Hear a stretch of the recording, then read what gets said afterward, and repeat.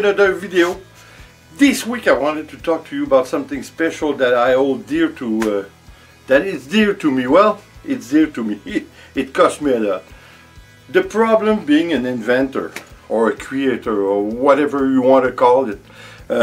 You know, since I was young, you know, last week we talked about how the family nucleus is getting less and less.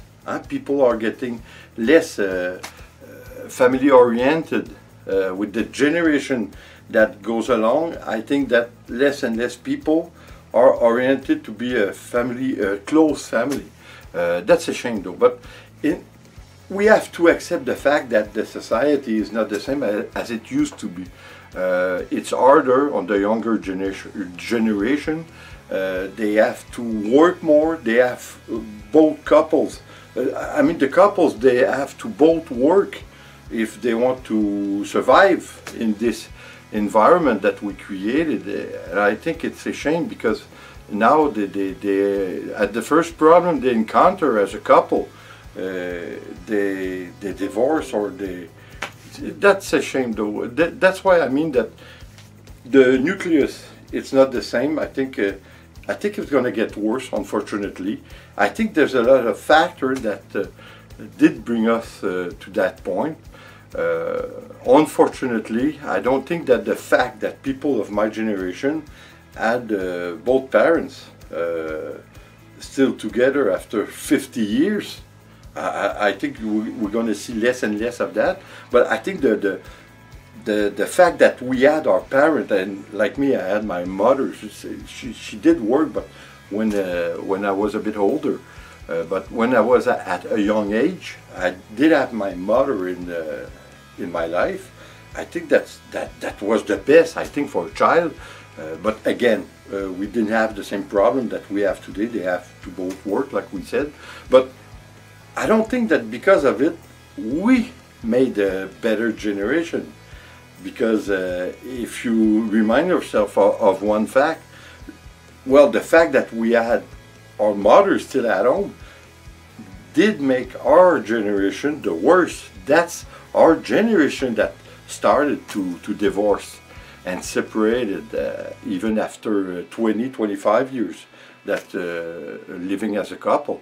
We still did. So I think it's a shame. But I think, you know, for me, it was the best of both worlds. Since I was an only child, it was fun and it was bad. But as a matter of fact, it was a bit good for me because I think it brings, well, we didn't have the internet and anything like that. So, and I have to admit that if I had, when I was younger, the internet, I would have lost my life into this media. I would I'd play games at 13, 14, like most of the youngsters do now. They always have their nose on their smartphone. That's crazy. But like I said, it was the good part of it, at least when I was young, is that since I didn't have those things that they have today, like the smartphone and the internet and what have you not, we had to be more creative. Since I was an only child, like I said, I had to be even more creative because I didn't have any brother or sister to play with.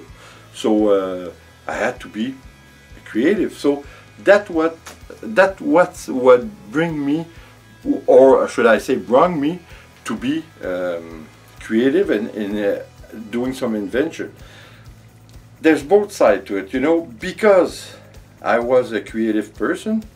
I think that I did invention just to be out of the pattern of society that forced us to be, you know, to work from 9 to 5, someone else. I didn't want to do this kind of life. So that's why I think I pushed myself to be even more creative, to try and invent things, to make it work on my own. But it's not that easy. It's more complicated than it looks. There's a lot of people that I think that succeed in this kind of life. You know, that when you succeed, people say, "Oh, that's a smart guy." That's a smart guy. He did succeed at what he wanted, and he made a goal of it. And well, that was kind of a problem for me, since first I didn't have the money to go further than the first part of the invention. Invention, it's easy. You have to take some kind of a problem and give a solution to it, a kind of a solution. Like a game that I liked, I think that was my first main invention, was my board game, multi-check, which of course was a game of chess that you can play up to 2, 3 or 4 players at the same time. I think it was very interesting, but I did this creation, I did it in the start of 1987, so the internet was just starting with the game, small game you're going to say, but it was still starting. It wasn't a good timing for me. So first it cost me a lot of money. We're talking about 1987. I think it cost me over 2,000 or 3,000 just to make the prototype of the game, which you see then. Then if I wanted to put it in small shop, or I had to make 4 or 5 more games. So I did it by myself, since I didn't have that kind of money to multiply by 4 or 6 the same amount that I paid for one. So you have to remember that at that time, photocopy, it was about, I think it was $6 to $8 each photocopy, color photocopy. So imagine, so I had to buy all kind of things to make it happen. I had to learn to do some silicone mold by myself, because at that time I didn't have the internet, so I had to process all this thinking by myself. So I did make it, but unfortunately, even after going in some newspaper and some TV appearance in Quebec, I couldn't make it, because I didn't have quite money enough to put it on the market. I would have needed at least 50,000, and at that time it was a bit much, and my wife was pregnant with our first child, so forget about it. But I didn't let go. You know, at that time I said to myself, well, since I cannot put it on the market by myself, I'm going to find some investor who gonna want to buy one thing that I'm going to make, and they're gonna pay me some kind of amount to take care of it and to take over. So I did invent a lot of things. I did invent 2 more games. One was a game that you can go around the world in vacation and everything. Then you could learn in each town and country what was the particular thing about that town. So I think it was kind of nice, but I didn't let go. I did try over and over, which brought me to try to, well, not try, I did invent a potato box. It was made of pine wood, and it was great since the potato would stay almost like new even for 5 or 6 months. And it could be used as a small step, you know, to get something higher up. So it was kind of nice, but I didn't have the place to try and put this thing. So it was kind of hard, and I tried it at the flea market. Can you imagine? And instead of selling more unit, I was getting rip-off. So I had to let it go. That was crazy. But I did try something else. I did, you know, I was how do you say? I did learn by myself to weld. So I wanted to make some big barbecue. That was I think about my first big video that I made well, about 1.5 years ago. I made the big barbecue 4x8. You could put at least 300 pounds of meat inside.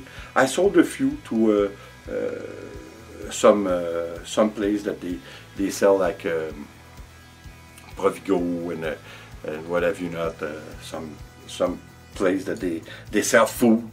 Uh, so I think for that matter, it was kind of nice. And I sold about 5 of them, the big one. But the problem was all the smoke that get out of the welding. I think it's worse than cigarette.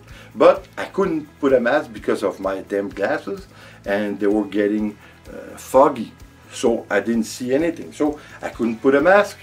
So can you imagine? It wasn't good for my health, that's for sure. So then I progressed to do some spices mix, which was great. I was in a few shops. That was nice, but I went in by the back door, if you want. I didn't pay for the place in the store, so the big company got rid of me. So that's that's the worst split scenario. So for me, you know what? I think that everything that I done brought me to do YouTube. I think it's the best thing for me. I think, well, you know what? Just before I started YouTube, I did wrote a book, a fictional book, but based on real fact, on real events, should I say? It's in big, it's the story of a guy which is named Stan Gillis, and all kind of thing happens to him since he was young in the 2013, and when he got older, he wanted to go to the Berghof in Germany, where it was the house of Hitler. So all kind of thing happens. To make a long story short, he lost consciousness and he woke up in the body of Hitler in 1936. So that's kind of interesting, you know, because what his main goal was, of course, was to change the history of the Second World War. He wanted to make everything go away, every bad thing that happened, and at the same time, he fell in love with Eva Braun. So that's kind of a nice story, but like I said, it was a couple of years. It took me almost 2 years to write this book, and it was great. Like I said, I have 2 other books that I would like to write, but of course, because of my business first and most of all, and YouTube, I can't. Forget about it. I don't have the time for it, and that's okay. So now all my imagination goes into YouTube, and that's why I finally ended up doing YouTube and doing painting video, because that was another passion of mine, was to do painting.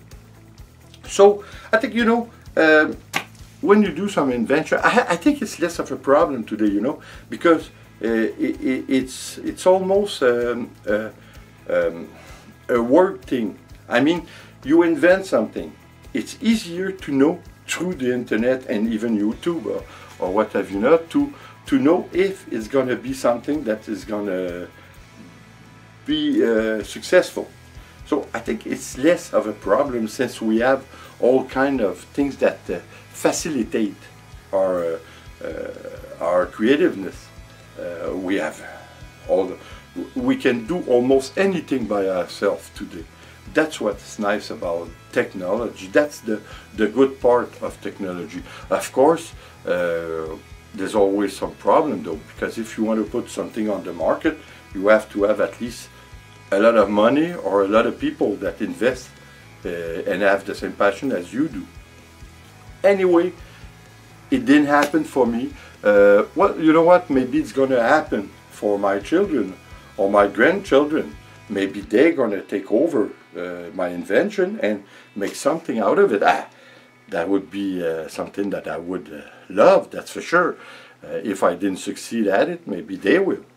So for now, for me, the next best thing is to challenge myself and to share with you all the things that I want to do and I want to achieve, and that makes it easier for me to translate my passions, because of course I had a lot of it, and I wanted to talk to you also about it. Well, first of all, you know, now I have a website.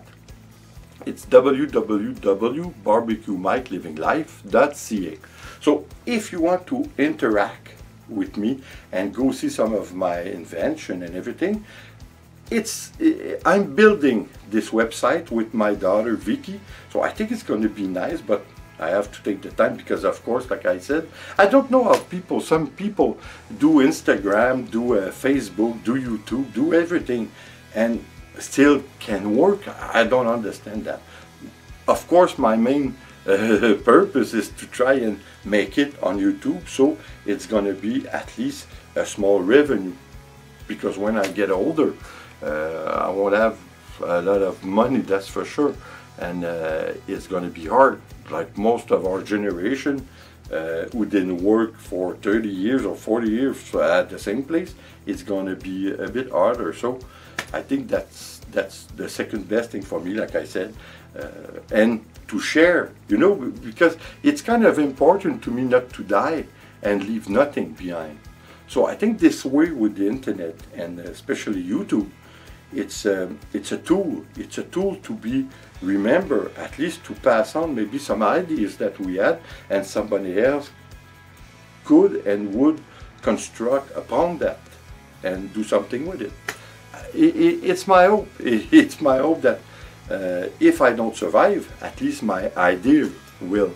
So I think that's kind of nice, even for my own family, my children and my grandchildren. Like I say, what I would have loved to see my grandparents on the, you know, on the internet, on YouTube, and share things and talk with me, because the first thing we miss about people that passed away is their voice. They say that the voice of someone is the first thing that we forgot. So that's kind of sad. And you know what they say? Everyone has a story, and that's the best thing to use. It's it's YouTube, and that's the positive part of technology. So guys, I also wanted to tell you that in the next few weeks I'm going to have a lot of new idea and a new technique to do in pouring, acrylic pouring. So you're going to see it's going to be very interesting. I'm going to make a 3D, and even in I hope in a couple of days I'm going to make a video about one of my friends, Jack Dennis, who was the creator of Garda. He sold it in 1995, and it became to be known as Garda World. I'm sure you know about it. So I think I'm going to have some kind of a small video make with him and talk about his life, because it's something else. He was in the army, he spent 4 years in Germany, a lot of things happens. He went to Korean War and everything. So I think it's going to be quite interesting. So anyway guys, thanks for being there. I hope you're going to check out my website, because I think it's kind of fun, and I would like to have some kind of interaction with you. And that's it. So like always guys, please subscribe, leave a comment and share. It's always appreciated. See you on the next video. Take care guys. Ciao.